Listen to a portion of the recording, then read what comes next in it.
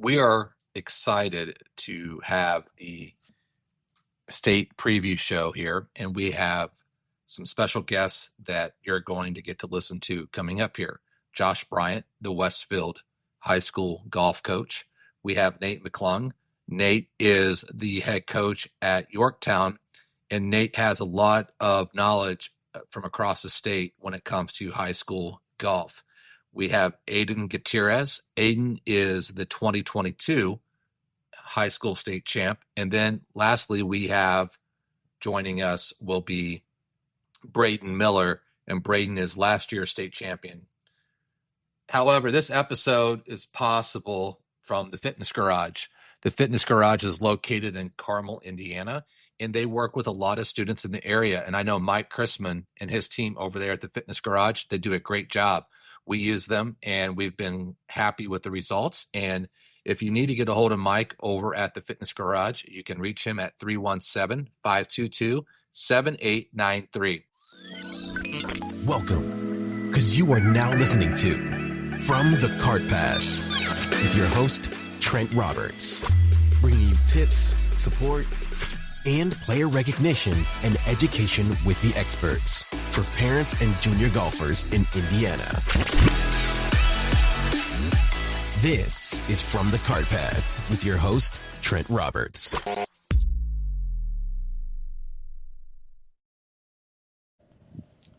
Hey everyone, this is Trent Roberts with From the Cart Path, and we are doing our state preview show, which I am quite excited about. I've invited back Nate McClung, the coach at Yorktown High School, and we have the 2022 state champion, Aidan Guitterez, with us today. And Aidan, I'm going to go right at you right away. What are these guys thinking about right now, and how are they preparing for Tuesday?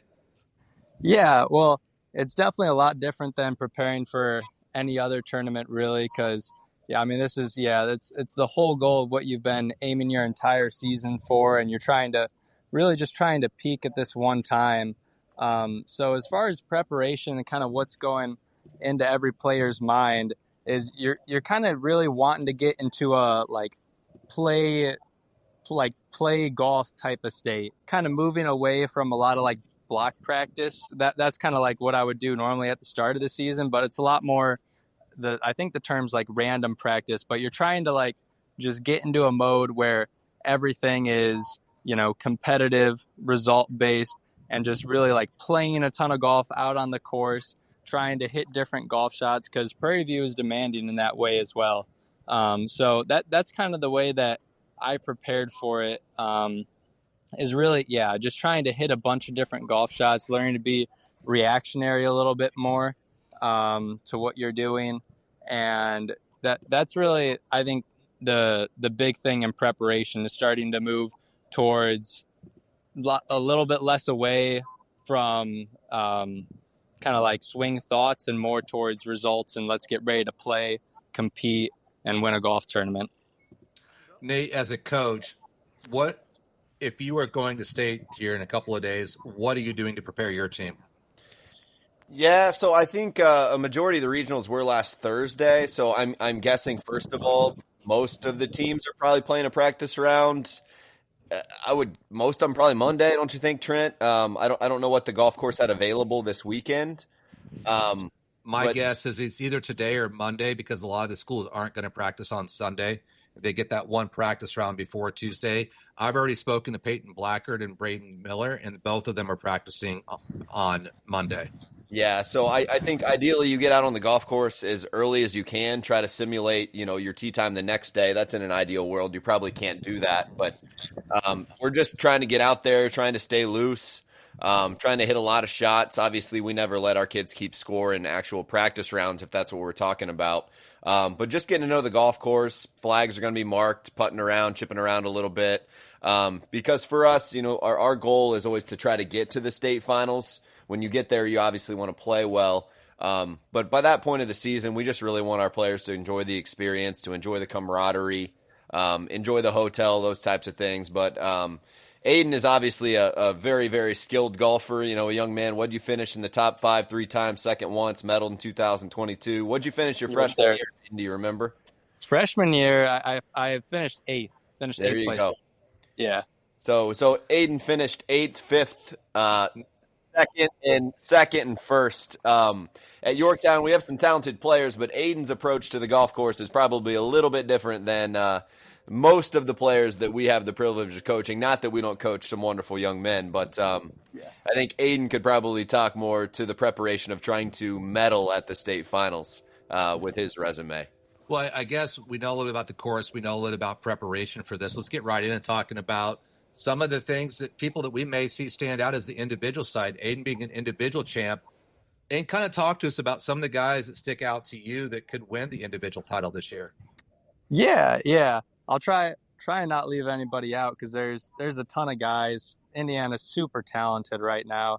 I mean, first person to list obviously is Brayden Miller, last year's champion. From everything that I've seen, he's been having a great year. Obviously a great ball striker. Short game's really, really developed the past couple of years, which is one thing that I know that he's mentioned to me is, that part of his game has gotten better. So I'd say Brayden, winning in the past, knows how to win, would be obviously a really, really formidable player out there. And then other players as well, obviously, like Will Harvey, great player. Jake Caesar, another great player. I'm pretty sure he got second as well last year, if I'm remembering right. Yep. So another great player. I'm sure he's chomping at the bits trying to get the job done this year, team title and individual. Those are three names right away that kind of stand out. I mean, ton of good players. I would say that normally at the state tournament, you'll see winners who have won golf tournaments before. There's a ton of pressure, ton of just a bunch of different mental components that go into the state championship. So normally what it takes to win comes from experience, and people who know how to win tournaments and have won, whether it's just IJGA tournaments, won a lot of the high school invitationals. So there's definitely like a process and something to be said about experience of winning too, that goes into all these guys that have won state in the past. Now, Nate, you were just at Regional 4 and you saw some of those players. Anybody from your regional that you think could be standing on the podium? Yeah, from Regional 4 specifically. So you're talking the Noblesville, Hamilton Southeastern, and then I know, Trent, you mentioned that you weren't counting out a freshman winning, and for us that would be Landon Tropf in our regional. He's a really good player. I think Johnny Lehman is a young man who I believe he shot 2 under par at the Preview.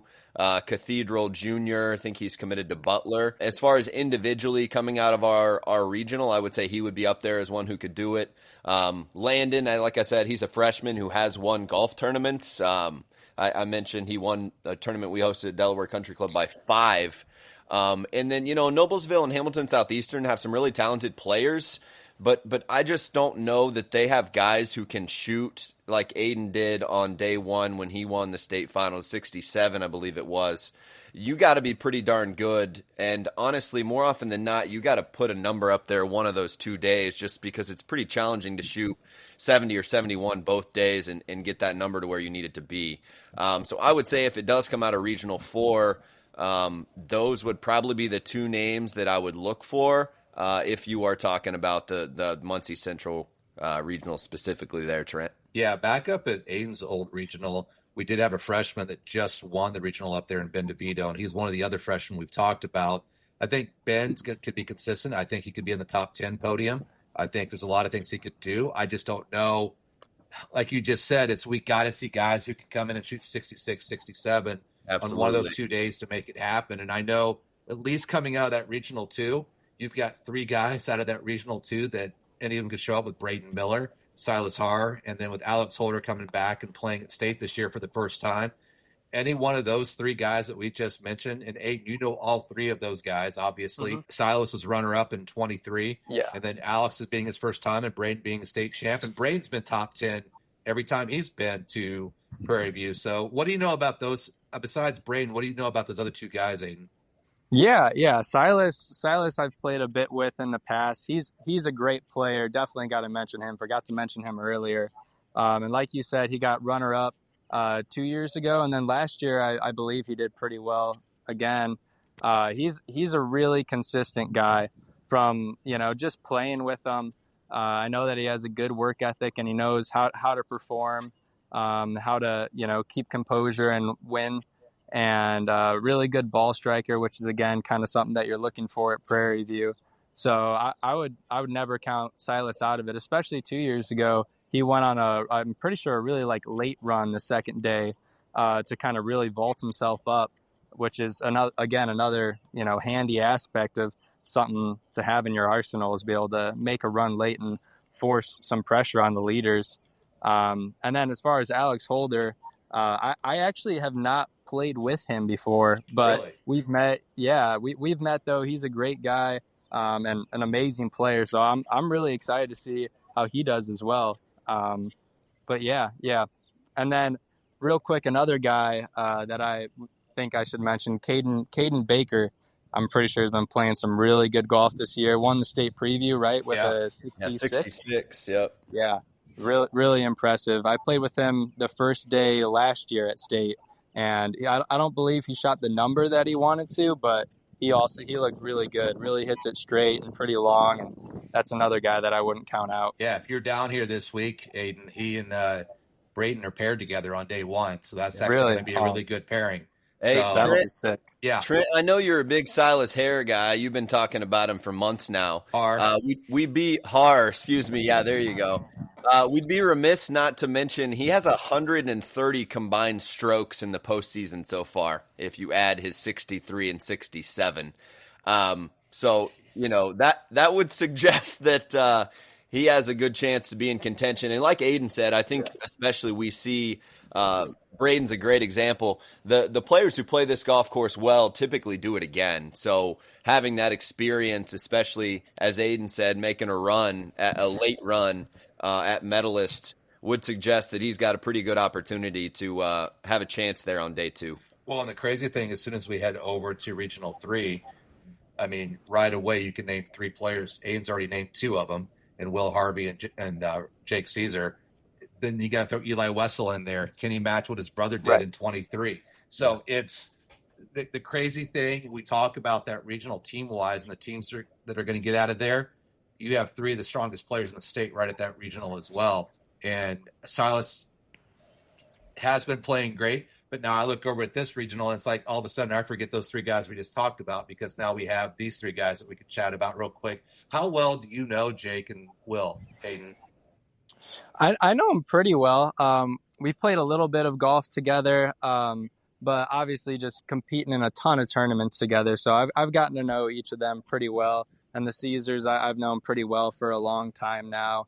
But they're both super talented, super good golfers, know how to win at a very high level. Yeah, really some powerhouse dudes for sure that got a chance to win it this week. Yeah, there are. And then as soon as we start talking and even heading further down, we've talked Regional 3, Regional 2, Regional 1. And what I said in the last podcast was the hottest golfer in the state of Indiana is Peyton Blackard. And Peyton won the Dye Junior. He won sectionals, and now he turns around and wins his regionals. So, again, here we are, throwing more names out there. And Peyton's heading off to Notre Dame next year. So, but then we look at that regional. There's a lot of other additional names down there with Luke Johnston and all the other guys. You got a ton of Ball State teammates coming out of that regional, Aidan. Yeah, we refer to that one as the Ball State regional, right? 3 of those guys who finished in the top 4 with Brady, Luke, and Brayden. They're all going to be there with Aidan at Ball State. I think Coach Fleck just lost 6 seniors, and he said, I'm just going to go watch Regional 5 and recruit all the best players, and then steal one from Baylor. Maybe I'll hand it over to Aidan. I mean, 3 of those guys are going to be his teammate here, I guess. Is Brayden Lamborn just a junior, though, or is he a senior, Aidan? I believe he's a junior. He's a junior. I believe he's a junior. The 2 Evansville boys will be joining you next year. Yeah, so. And that's pretty cool that they're 2, pretty close best friends, going to be rooming together next year. I think that's a cool dynamic for sure. Do they have a bucket hat for Luke already with the Ball State Cardinal on there? Oh, they better. I've seen he loves to rep the bucket hat. He does. That's awesome. When I first started doing this whole Instagram page and stuff, That's how I recognized Luke. And then he shows up to a tournament wearing a normal hat, and I didn't even recognize him where I was at the event. So it's like something was wrong with Luke that day where he lost his hat. So, Yeah. but then you can't stop forgetting to mention Caleb Schneier going to IU next year. So again, we've True. got 5 D1 players coming out of that regional. And I think if you're playing at mid-level, high-level D1, you've got a chance at having a strong 2-day tournament here at Prairie View. And then when we head over to Regional 6, there's not as many top players coming out of there as we have in some of the other regionals, but we have Blaine Beckert. We've been trying to figure out, did we ever finalize where Blaine's going next year? Yes, he is a preferred walk-on at Florida Gulf Coast, according to his coach just a few hours ago. I had seen that somewhere, and then you and I, Trent, were both looking for the article, and it was stuck behind paywalls. But, Blaine it seems like he's going to play down in Florida. Smart choice. Why would you stay up here in the cold weather when you could go down south? Don't know too many guys out of that regional. I know that we have some strong players out of Center Grove. Center Grove is going to be a strong team, and we'll talk about teams here in a second. But I think individually, I think Blaine might be one of our top spots, and we've got some other good players out of there: Noah Reed, Nathan Springer, and Brady Holabar, and Breck Muncie also came out of that one. But I know that, again, a lot of talent coming in, and as you kind of mentioned to me the other day, Nate, is this the golden era of Indiana high school golf? And it might be right now. And I think we're talking to the guy that's beginning stage of the golden era of Indiana golf, but we do have a lot of guys graduating this year that are part of that. So over the team side, who are some of the teams that stick out to you guys right now going into this championship? Okay, yeah. So, Trent, it feels like we keep talking about Homestead and Westfield at the top. And every time it kind of comes back to those two.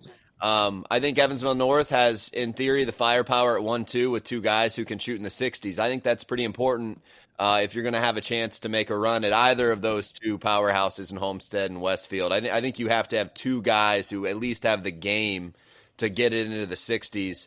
I do think it's interesting, though, that I think it's just because Evansville North shot that 285 that we're just not looking at Castle's 292 there in that regional. Castle, early in the year especially, they put some numbers on the board in big fields that were pretty interesting and impressive, frankly. So I think there's some teams that could maybe make a run at it. I think it's going to be kind of a race to see who those 4th and 5th teams are, I would say. And from a coaching standpoint, I'm coaching at Yorktown, and we're obviously not at the state finals, but I think sometimes you almost have to say, look, we're not as good as Homestead. Let's try to finish in the top 5 because I think there are a lot of really, really quality programs that other seasons would have a chance to win a state title. But I really think it's going to be tough to overcome Homestead and Westfield at the top unless you just put together 2 incredible days of golf. And that's why I don't count out Zionsville, because Zionsville had a good appearance at the state preview, and obviously being the returning state champions. Yeah, they lost a player, but then they picked up Mac. And Mac is one of the top 3 freshmen in the state. I said beginning of the year, he's probably your freshman of the year. And he's gone out and he's played quite well at many tournaments, including his 63 that he had in the second round down there at the Shink tournament. So familiarity with the golf course there too isn't nothing. And obviously Coach Wood there is somebody who's done it as a player and a coach. So he certainly speaks those guys' language. You're right. We can't sleep on Zionsville. No. So I think that's some of the additional teams that you have. And again, there's a lot of teams that could show up and surprise you. And I think there's some of those outside chances. I mean, again, Carmel is one of those teams that they're familiar with the course, and Chard's got him through the sectionals at second. He got him through regionals at second. And when you're going into state, if you know the course and you got players that are all shooting around those mid-70s, that's the thing that sticks out to people when you get to that level. So I'm still not going to count out Carmel at this point, just because Chard would call me if I don't mention him. I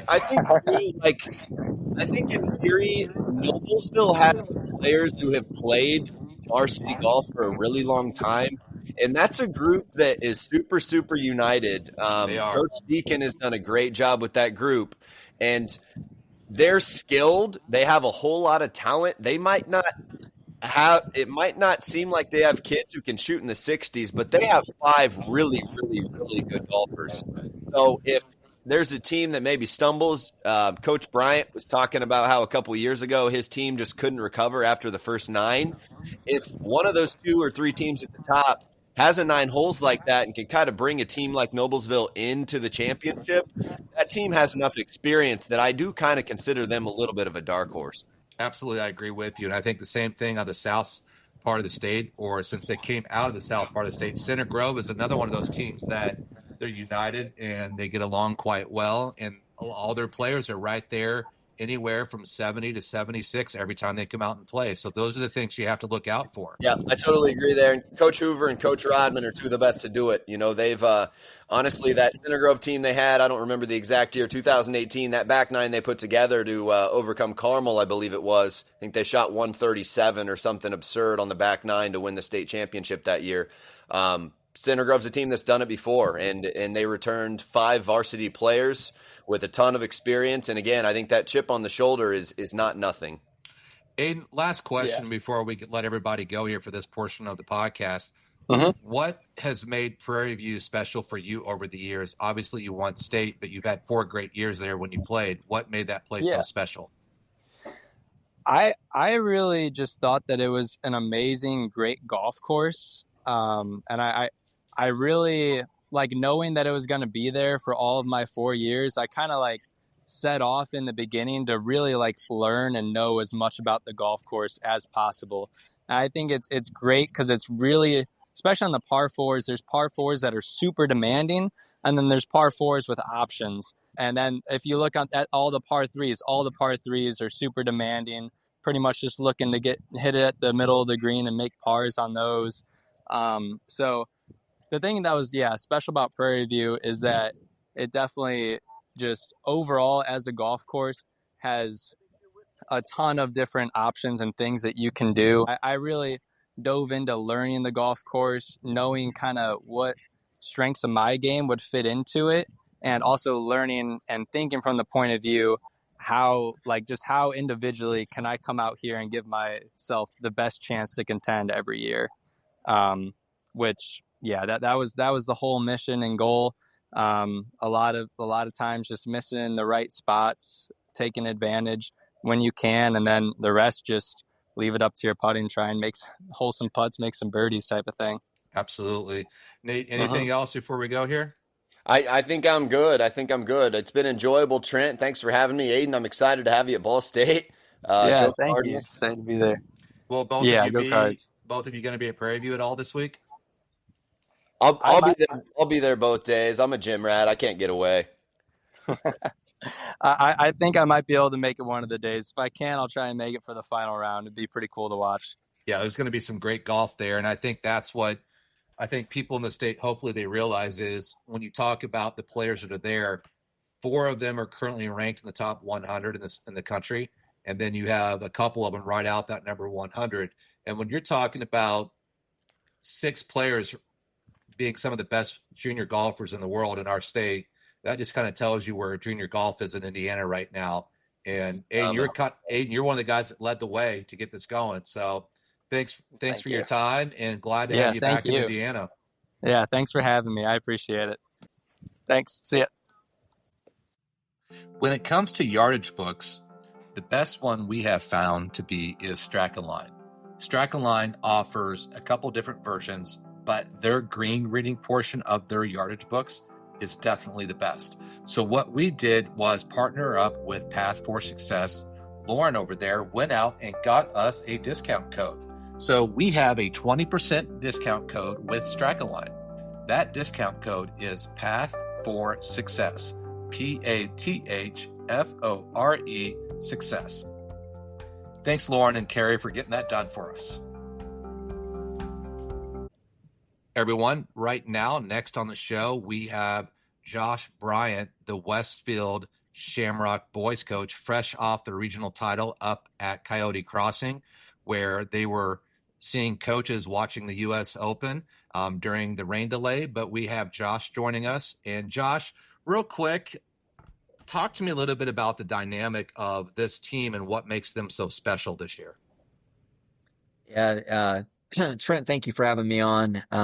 It's been fun to listen to you this year and listen to the boys talk about, listen to the players, get their perspective. So, we've had a obviously a really strong year, and having everybody back.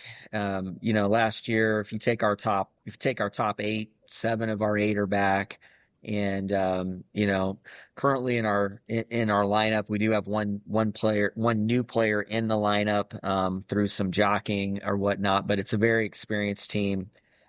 Jake and Will, obviously 4-year starters. We don't typically get much of that at Westfield to have 2 guys that have been in the lineup since day one. So although last year we were the youngest team at the state finals, still with a lot of experience. And this year's team, it's been, we've just kind of been focusing, like you talk about, just trying to get a little bit better all the time, focusing on, both individual goals. I mean, we talk at Westfield about what's good for the individual is good for the team, and what's good for the team is usually good for the individual. And those guys, like anything, we've known each week that we go, we pride ourselves.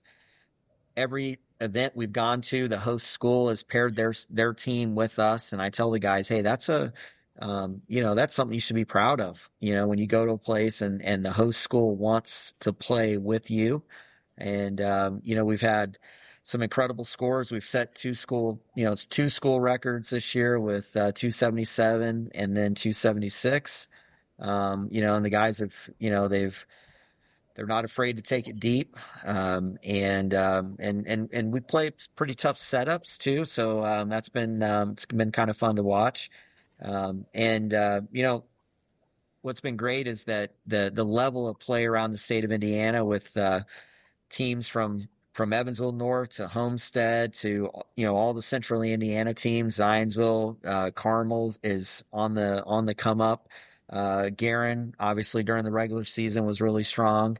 Those guys have really, have really pushed us, and it's been a really competitive season. So really just proud of the guys for their effort to during events, and and trying to set school records. We're not afraid to talk about what those numbers are, and I think that's we're not going to places trying to hold on to something. We're trying to win, and Ryan Caesar, our juniors, Ryan Caesar, Mitchell, and Hudson Kuchma, have really bought into kind of, the work ethic that they've seen with the guys in front of them. I mean, Will and Jake's work ethic is obviously why they've gotten to where they are.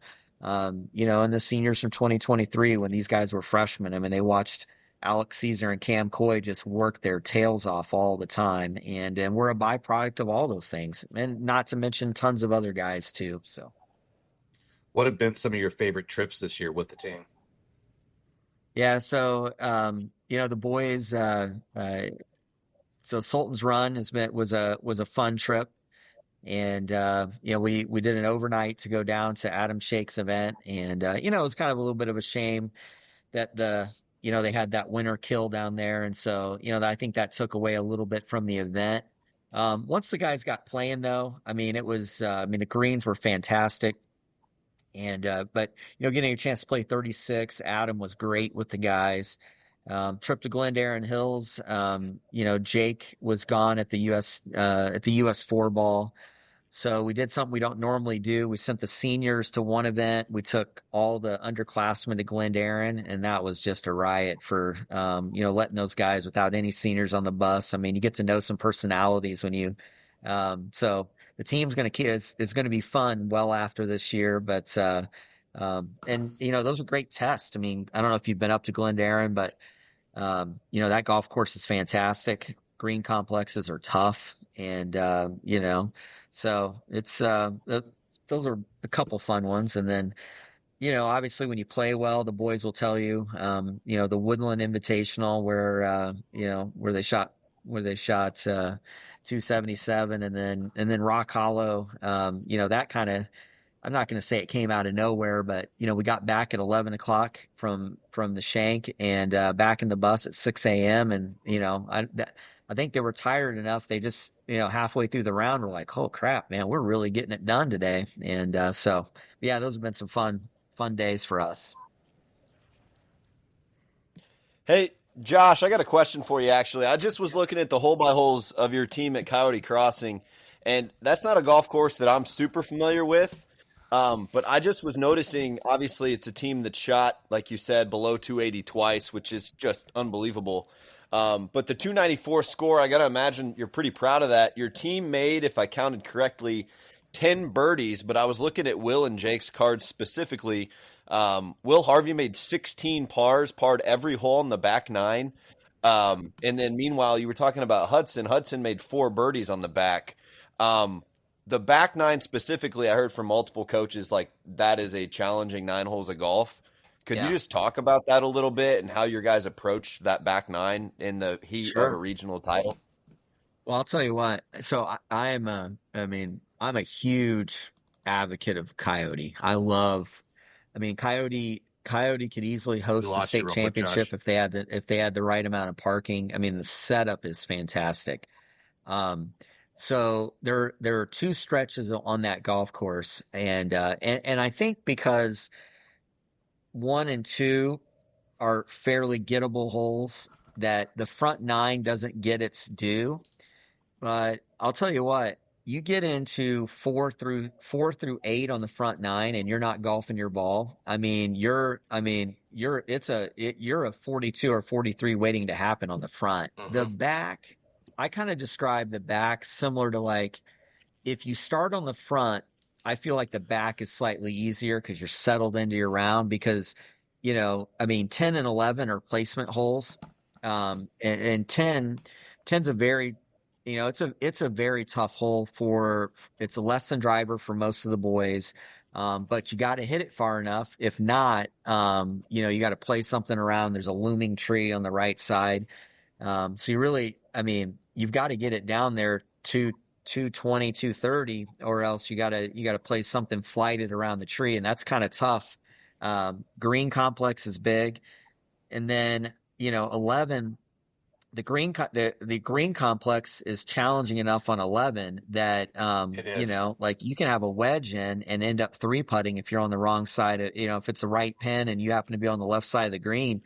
You're going to have to make a 5 or 6 footer. And that's, when you're under the gun, those, you just find your way to bogeys really fast. And, yeah, Josh, I think green's extremely narrow too.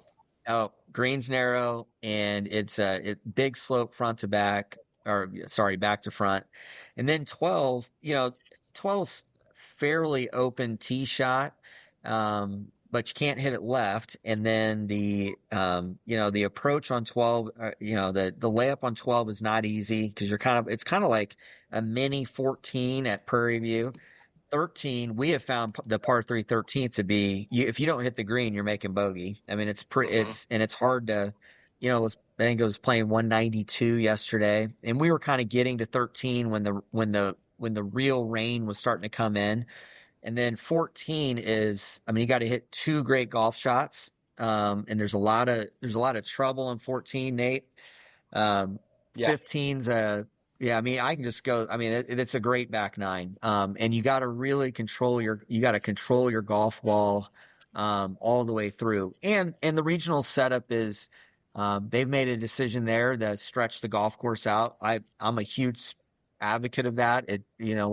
Let's give the best test we can to determine the best 3 teams. And, it has not disappointed. So, 294. So we shot 292 2 years ago, and that was one of the best days of golf Westfield that in my time. That regional performance was, it was unbelievable. Last year we won with 309. That's how difficult last year's play was. As you saw, the golf course was soft enough for the first 12 holes that it lost a little bit of its teeth. So you didn't really see maybe the scores drifting above 310, but had it not been misting early in the round, I could easily have seen, us being closer to 300 and maybe some of those other scores being closer to 310 just because the course is tough. It's tough. So. Josh, I've seen that course several times, and I would 100% agree with you. And you were talking about even number 9. If you don't hit that tee shot perfect off of number 9, you're positioning yourself for a bogey automatically on that par 5. It's It's a tough course. I think I've seen more other scores on 9, others being double, triple, whatever, without a penalty shot than any par 5 I've ever seen. I mean, we had a double yesterday, no penalty. Hit it right, punch it down, you punch it down, and then you don't punch it down in the perfect spot. So then you still have to hit another punch shot because you got trees on the left and right with a overhanging creek. I mean, 9 is, it's a, and now it also rewards a good golf shot too. I mean, and I think a great golf hole is one that can give you a 3 and give you a 7. I mean, that's a great golf hole. So there were eight eights or higher on 9. It looks like, JB, on Friday on the golf course. There were 8 eights or higher on the 9th hole of your regional. Yeah. Yeah. The one great thing, Nate, is you haven't seen that course, and I think Josh mentioned this earlier, is the 2 finishing holes are perfect for spectators that you can be setting up in the clubhouse on the deck and watching players come in. And I don't think there's too many courses across the state that these kids get to play at, Woodland being one and this one being the other, where if you could choose, like Josh said earlier, a place to have a big state event, those are the types of courses you want to be at because the fans can watch everying coming in. That's so awesome. It's one of the top regional courses, in my opinion, that we have out there. We're, obviously the test is very difficult there. I feel very fortunate. I mean, our playoff path of Uland, which is a fantastic golf course, challenging, and then Coyote. I mean, we are, we were very fortunate to be able to play the venues that we were able to. I mean, it's and not everybody gets to do that, so we don't take it for granted. Now, speaking of venues, the next one at the state championship, Spring Prairie View, I know your team's familiar with that course, but what makes it different for state that you're preparing these guys for going into your practice rounds? Well, your practice round that you get. Yeah, so it's funny that Prairie View. So, the times in which we play Prairie View quite a bit, is really before the Prairie View season gets going. So the Prairie View that we know and that we play in April, and we haven't been on Prairie View since the preview, no different than anybody else. And so the golf course in June is always completely different. What we'll be looking for is, and obviously we've had some moisture today and more in the forecast is, are we going to play a soft golf course, which is going to, that'll mean it'll be a little similar to kind of the setups that we've had so far this year. Most years when we go out to the preview, we're looking at that golf course, trying to almost with brand new eyes on what are we doing, especially on 16, 17, 8, 5, with the amount of firmness that you get. I mean, you're hitting completely different golf shots. I mean, you're going from hitting drivers and 3-woods to, for a lot of our guys, 3 and 4 irons off tees. In Prairie View, there are certain holes out there that kind of take driver away from you from the setup, just when it gets firm, and you got to know that. And so, Monday we're going to be looking for that. I'm going to guess it's going to be soft on Monday just with the weather. And we'll just kind of have to make it, we'll have to play it by ear. We played Uland in a practice round, soft. And we talked about, hey, it's going to be completely different. Well, ended up raining Sunday night. So we kind of lucked out that Uland we played our practice round exactly in the same conditions.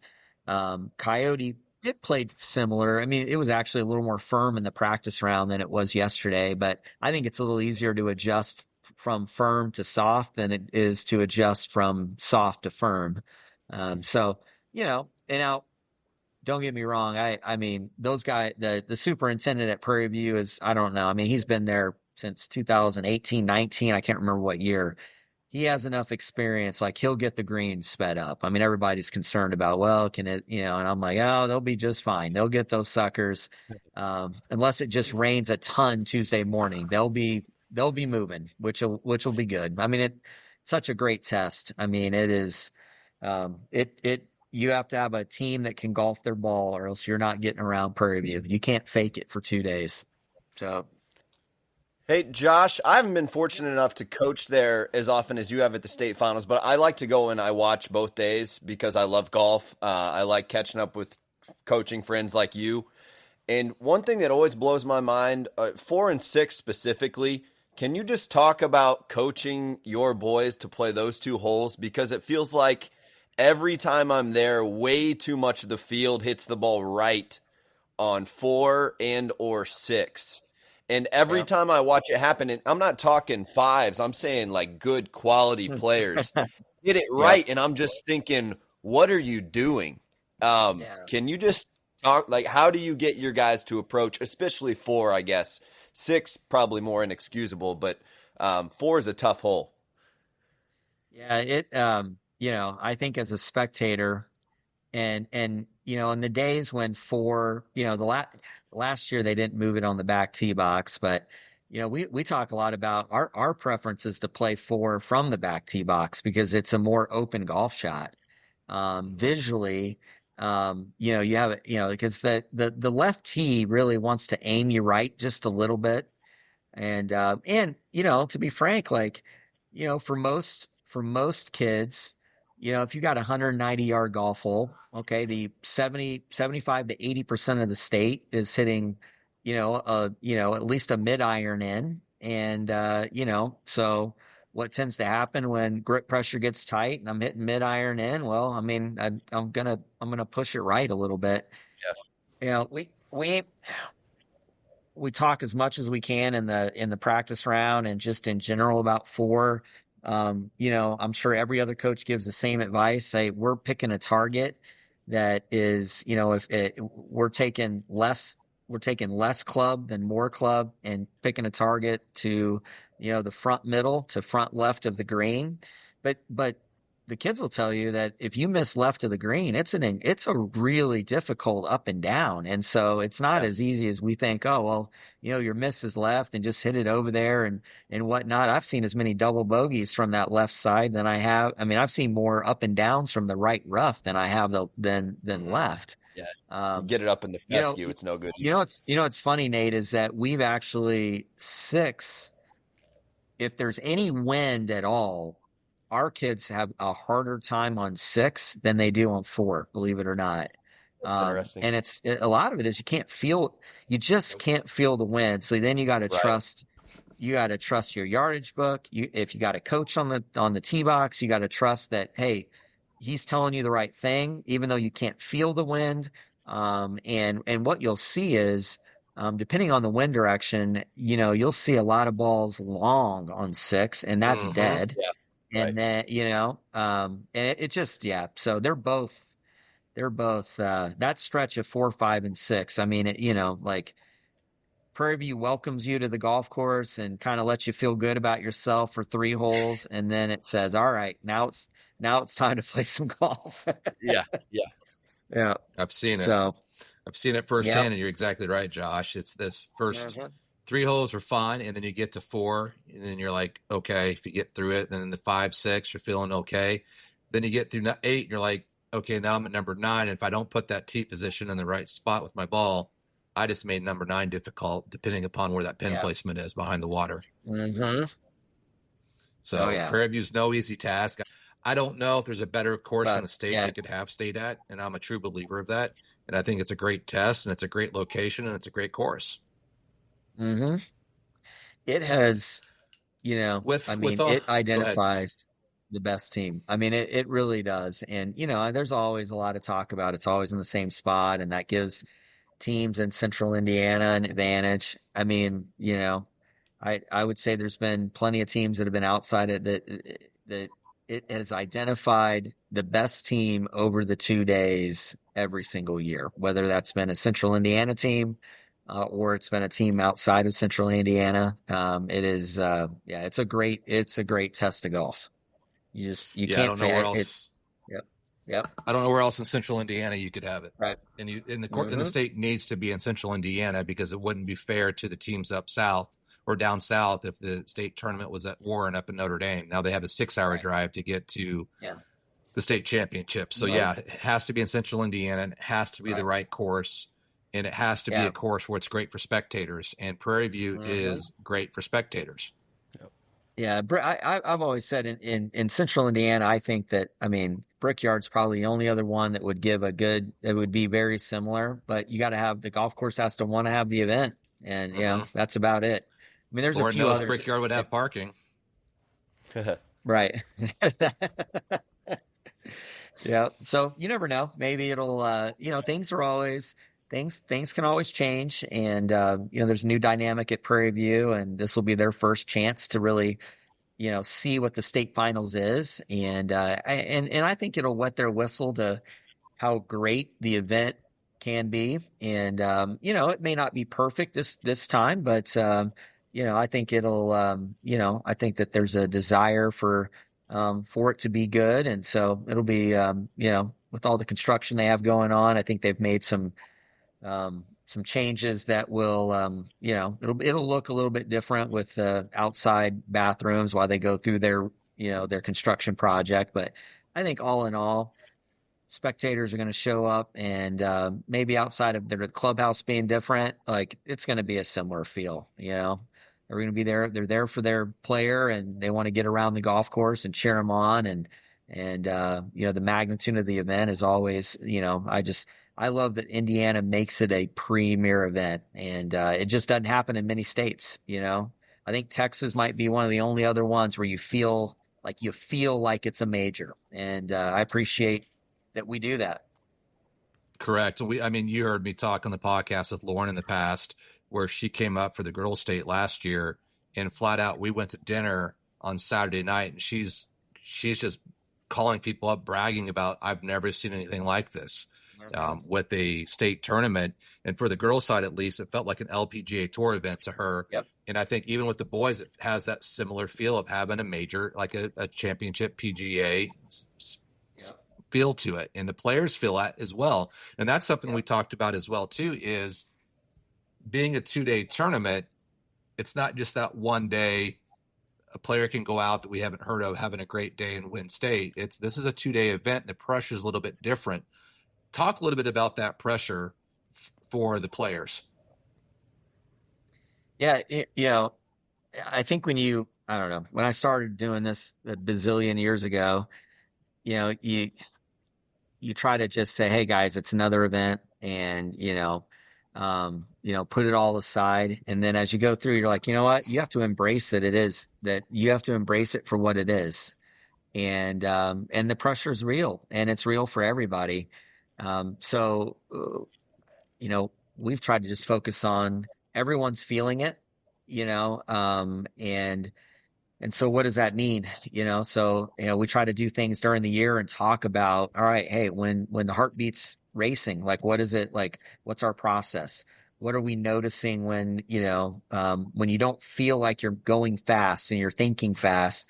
So, we encourage the guys over and over and over. Simple things like mark every putt. Sounds weird, but even a 1-footer, mark the putt.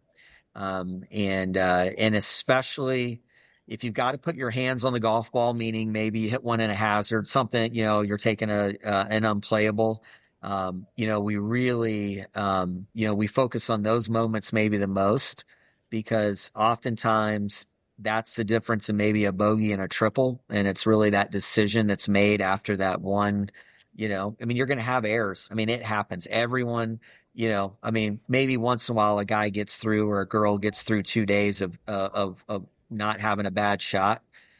But I can tell you, I've walked next to multiple state champions, and neither any of them didn't get through unscathed. There's always a moment in that golf tournament that you've got to settle yourself down, and when you're in it on the team side, it's magnified, and we just tell them we trust them,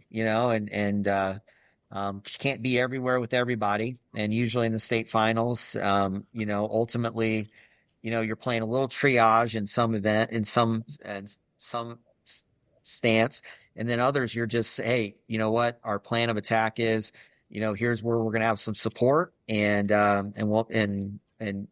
just trust it's easy to say, but you just got to trust what you've been doing all season, and trust your teammates. It's easier said than done, but the teams that that get along the best while they're out there and supporting each other usually are there on the back nine on the second day, and because that's all you got, other than a bunch of spectators, and so. That you have anything else for him? Hey, yeah, actually, I don't mind to break this news if Josh hasn't heard it yet, but congratulations, Region 3 Coach of the Year, Josh Bryant. Oh, boy. Had that come where'd you across get your that? desk there? Yeah, so first, I Has mean, I not. love that Coach Hoover started that up 3 years ago.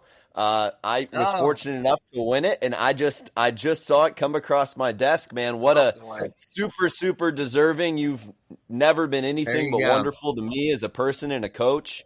And like Trent and I discussed on the last show, you're in it for the right reasons, man. You're helping these kids. You're using the game to grow young men. I've heard you talk about that on multiple occasions, Josh. So I just want to say, you're my friend, and congratulations on the Thank success. you. And good luck Tuesday and Wednesday. Yeah. I'll see you there, give you a hug, and let you get to work. Josh, I'm Well, excited thank for you. you. How could you not give Josh Region Coach of the Year, number one? But number two, one of the things I've always told people is how special the coach is, Josh Bryant. When he has a player make it to the U.S. Women's Open, and when she gets to choose who her caddy is, and she chooses Josh Bryant to be her caddy, what's that tell you about what Josh means to his players today, tomorrow, and in 10 years from now? It's what he's done to build that program, and what he does for his players is far superior than what we see across the state. And Josh, that's why I look up to you, and I wish you well these next couple of days. And I'm hoping you're there on the podium. So we look forward to seeing you guys play. Well, appreciate that. Those nice words. And I will say that, yeah, you get honors when you have good players, and we certainly have. We're a byproduct of both sides. We try to match the commitment that those young men and ladies do. So, but yeah, those words mean a lot. I respect both of you guys for the things that you're doing. So yeah, I appreciate that. Thank you very much. Thanks, Josh. Yep. All right. Special thanks to Josh Bryant from Westfield joining us, and Nate McClung joining us from Yorktown. And everyone, just as a reminder to follow our Instagram page, From the Cart Path. We are also on TikTok as From the Cart Path. You can also find us on X/Twitter, whatever you still call it. And we also have our Facebook page, all called From the Cart Path. Thanks, everyone. Next on the podcast, we have Brayden Miller, the 2024 IHSAA state champion.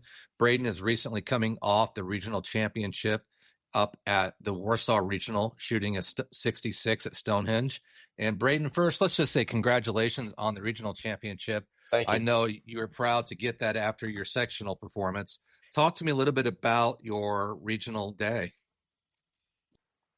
I mean, let's start with sectional. So I shoot 75 on Friday, and like a lot of people are already kind of running their mouth about how no way I make it out of regionals, no way I make it out, like make it to state or anything. So it's just like it's one of those deals where I have one bad round and a lot of people are already like kind of writing me off a little bit. So I worked really, really hard from that Friday night to Wednesday night, the night before sectional, or the night before regionals. And if I wanted to play well at Stonehenge and if I wanted to make it out, I had to hit fairways. And that's what I worked on. It was my driver, and I missed one fairway the whole day at regionals. And that set me up in really good position in the fairways to attack a lot of those tucked pins. I mean, it's not an easy course. I mean, if you miss it 5 yards at Stonehenge, I mean, it's running back down a hill, and you're gonna have a 40-foot putt coming back up the hill, and you're gonna struggle for a 2-putt par. So I mean, distance control had to be on, and you had to hit the shots that were required, and that's what I did. Nice. I know your dad mentioned to me, he sent me a text and said it was some of the best ball striking he has seen out of you in some time. What changes did you make over the weekend to make that happen?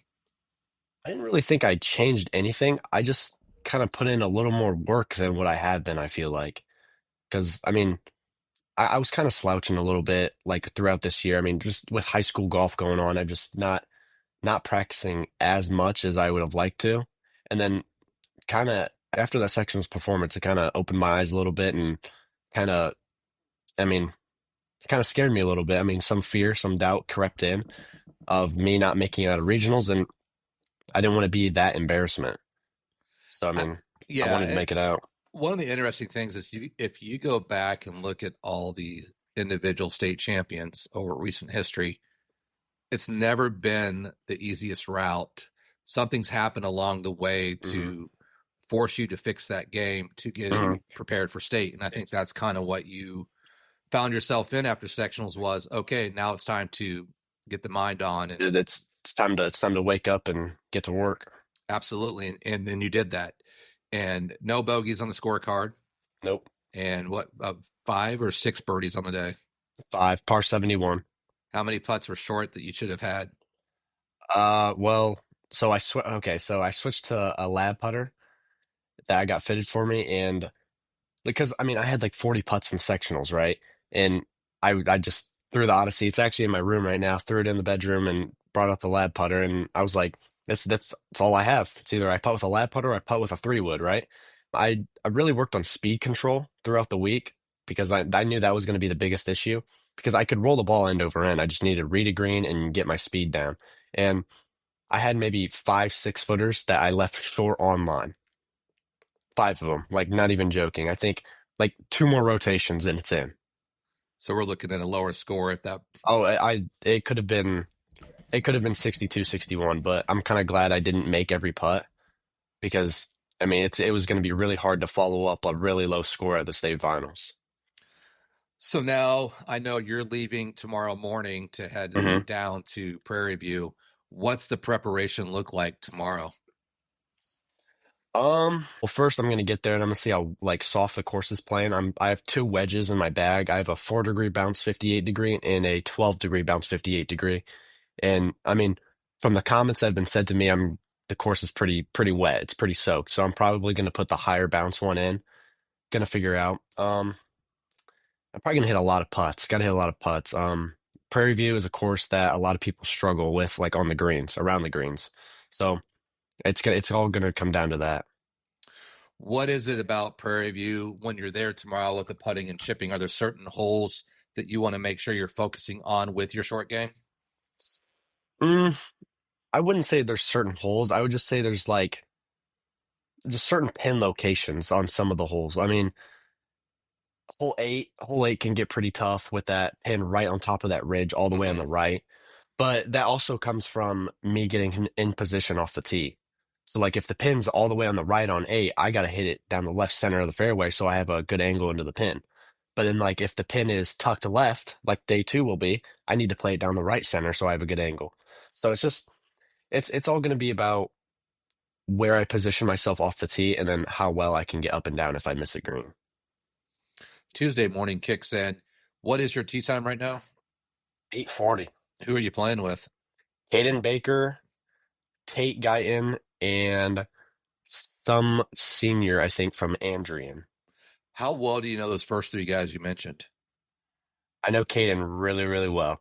So I mean, I've played with Tate maybe once, and I've never played with the kid from Andrian, but me and Caden have been friends for, I mean, quite a while, for a long time. But, I mean, my parents are already saying, like, I'm not going to play well because I'm not going to be focused, like neither of us. But, like, I mean, obviously they're kind of joking, but kind of not.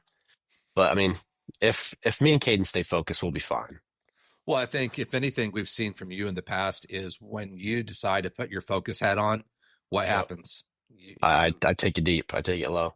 I think you talked about that at Boys State a couple years ago, or was it last year? Yep. When you were playing Jake, you knew you and Jake were good buddies, and that was kind of the same thought process. And I didn't talk to him one time, yeah. Yeah, right. So I think, Caden, if you listen to the show on your way down, be prepared that Brayden says hi to you, and then he talks to you when the round's over.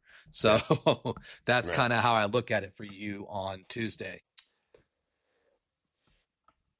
Last year when you won state, what shape was the course in? Was it different last year? You think that it's going to be?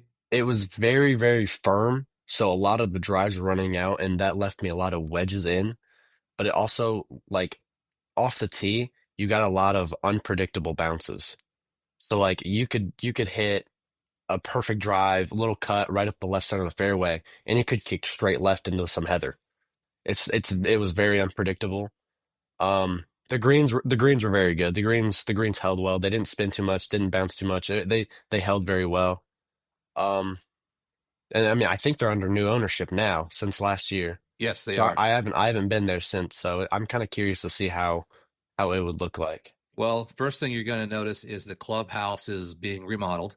Really? And Okay. the bathrooms are outside, so you'll get to use the Nice. bathrooms over at the driving range place, Nice. and then they'll have the outdoor bathrooms when you get there. So it's going to be a little bit of a different setup, but Yeah. I can guarantee you this: the Prairie View greenskeeper is going to make sure that course is ready for you guys. Yeah. Good. So, well, Brayden, as you know, I'm probably one of your top fans. I look forward to getting out there a little bit on Tuesday to watch you. Hopefully the weather holds out Wednesday. Oh You and I yeah. were just chatting that before the show that the weather doesn't look great on Wednesday, so hopefully we can push that away. Yeah. And I may try to get over to the practice round tomorrow to see who's all out there. Because now speaking of your practice round, do you have a team coming with you? Is it just going to be you and your coach, or just you? So, I mean, I think a lot of my team is going to come down. So last year, it was only two of my teammates that came down that really made the trip. But I mean, most of my team said they were going to come down, and a lot of people they were going to come. They said they were going to come down. So it'll be pretty cool to see all of the support down there. Good. Well, I hope you have a nice entourage for yourself down there Yeah. on Tuesday, and I'll see you then. Yeah. Sweet. Before we end the show tonight, I wanted to say thank you to Josh Bryant. I wanted to say thank you to Brayden Miller.